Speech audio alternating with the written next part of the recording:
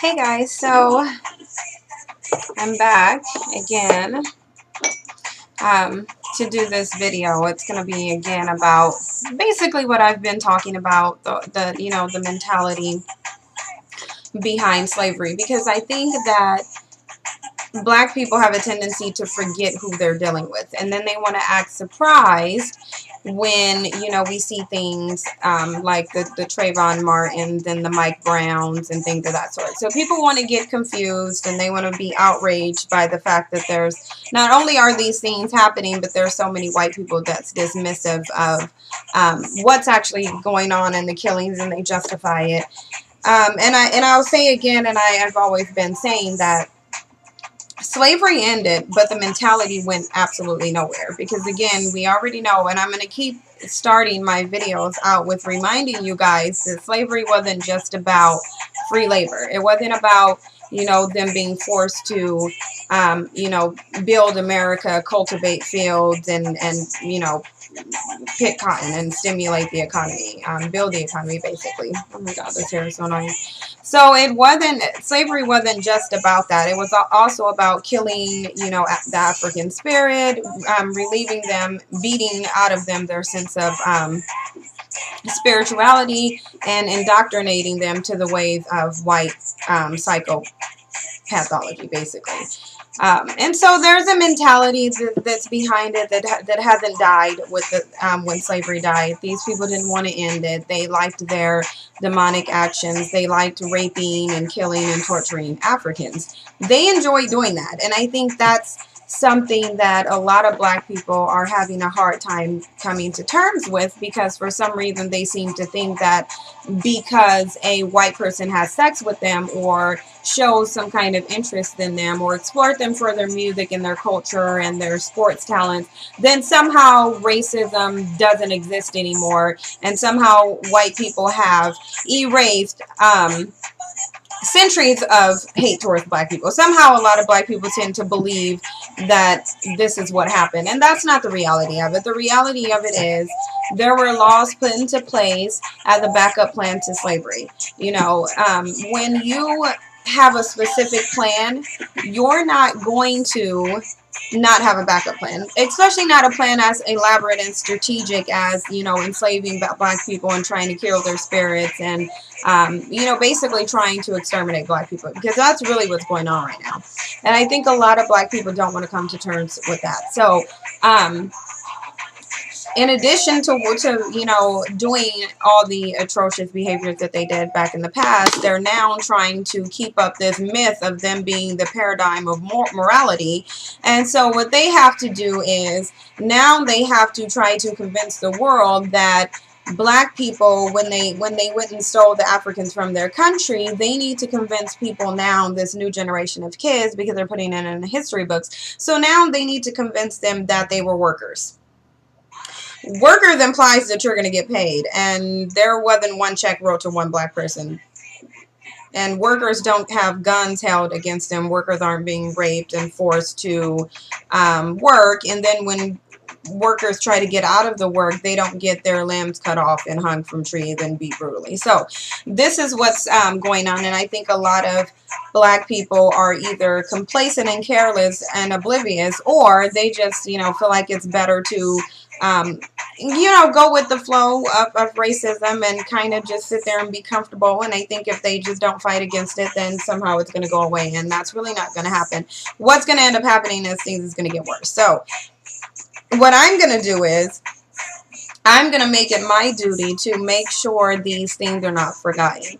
And so there's a link in the description, and there is a video that's going to detail some more of the disgusting acts on white people, did white people enforce on black people. And this is in the Congo, prior to, I do believe it was prior to antebellum slavery. These are some things that went down in the Congo during that time. And I really couldn't care less if it was before, during, or after. It's equally as disgusting and demonic. And so if you watch the link in the video, you'll see what I'm talking about. But what it is basically a lot of them, tricked black people, took advantage of the fact that, we're generally kind-natured people, you know, we're not trying to shun anyone. So when they went over there, you know, black people were being kind to them and welcoming, and this backfired. And so then they went in there forcing them to, you know, cultivate so that they could get rubber. They're forcing kids to do it as well. In the event that they didn't, they were chopping their hands off, and they didn't care whether these were kids or babies or whatever. Watch the video. It's just disgusting and disturbing. And the more that you watch these things and the more that you pay attention to, you really will see the type of people that you're dealing with. And then you'll be able to gauge the mindset of the people that you're dealing with. And it'll shed some light into why it is that people don't really care when you have the Mike Browns, why they'll justify it, why it was okay for everybody in America basically to see Eric Garner get strangled on the streets of New York, and why white people mostly justified it, saying, oh, he was overweight and he wasn't really strangled, although we all saw him get strangled. But suddenly now he died because he was overweight. He's been overweight probably his entire life, hadn't died yet until a cop strangled him on the streets of New York. But all of a sudden it was his obesity that killed him, not the cop that we saw strangling him out in the street. And so these are the people that we're dealing with, and this is a mindset that people instilled in their children. Like, you can't think that these people, these adults who had children, had this mentality and they didn't pass it down to their children, because that's how slavery lasted for so long, is because they passed it down from generation to generation. Their kids took on that belief system, and you can rest assured today a lot of their kids still have that mentality. And you know, you guys want to get confused, all of you that want to lay up with white people, men and women, black men and women, and you want to sit there and you want to think that because you're able to lay up and have sex with a white man or a white woman, that somehow the world is void of racism. Are we really overlooking the fact that the white men were raping their black slaves and having kids with them, and those kids, as well as the women that they were with, were still slaves? So why are we overlooking that? And now in today's society, we're being misled to believe that because the media wants to push out, you know, black men with white women specifically, and they're doing it for a reason. And if you think it's about just being able to love someone else, then, oh my God, this hair is going to like irritate me to death.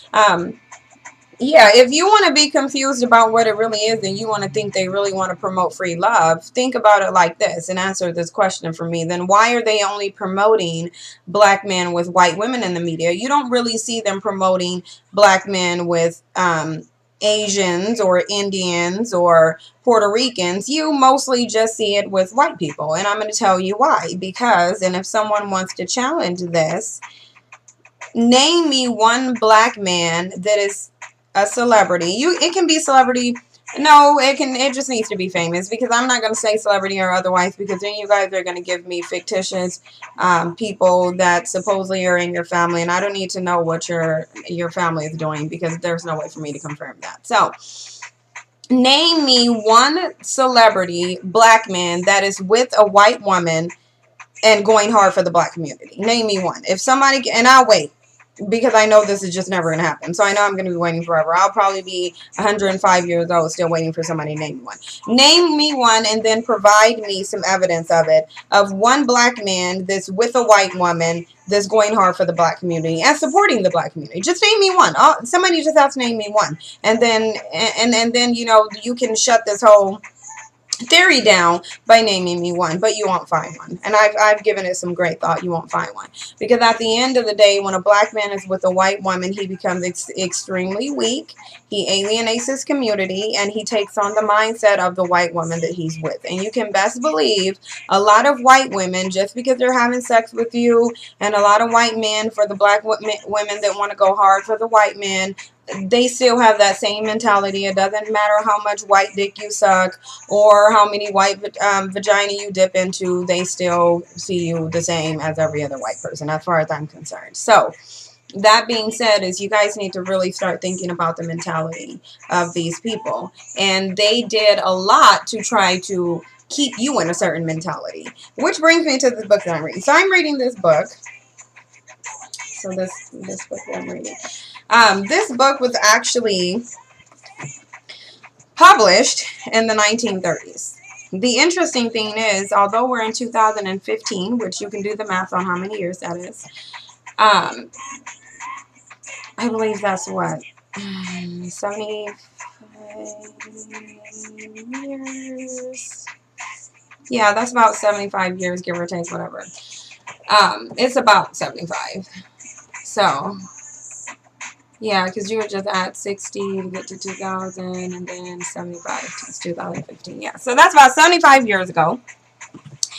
And then, despite the fact that that was so long ago since this book has been published, a lot of it rings so true. And I'm going to read a part out of it because it's so true, and I feel it speaks to what's going on now with our current situation.